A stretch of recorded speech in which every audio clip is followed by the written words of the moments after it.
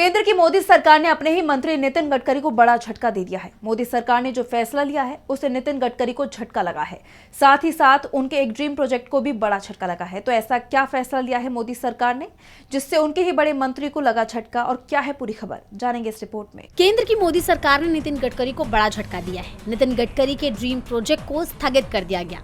केंद्र सरकार ने बहुप्रतीक्षित सैटेलाइट आधारित टोल वसूली यानी GNSS योजना को स्थगित कर दिया, और ये योजना नितिन गडकरी का ड्रीम प्रोजेक्ट था। दरअसल राष्ट्रीय राजमार्गों को टोल प्लाजा मुक्त करने और जितनी दूरी उतना टोल टैक्स के सिद्धांत पर आधारित GNSS यानी सैटेलाइट आधारित टोल प्रणाली पर नितिन गडकरी लंबे समय से काम कर रहे थे।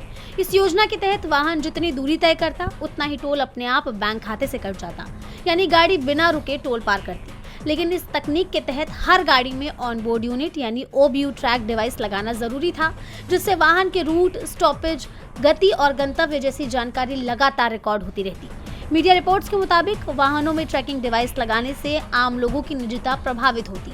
डेटा के दुरुपयोग की आशंका और राष्ट्रीय सुरक्षा के जोखिमों के चलते सरकार ने इसे रोकने का निर्णय लिया। हालांकि सरकार पहले ही साफ कर चुकी थी कि 1 मई से सैटेलाइट टोलिंग को लागू करने पर कोई फैसला नहीं हुआ है, और अब आधिकारिक रूप से इसे स्थगित कर दिया गया। जैसा आप जानते हैं कि GNSS प्रणाली में हर वाहन में ऑनबोर्ड यूनिट यानी OBU लगाना जरूरी था, जिससे वाहन की लोकेशन से लेकर सभी जानकारी लगातार रिकॉर्ड होती रहती।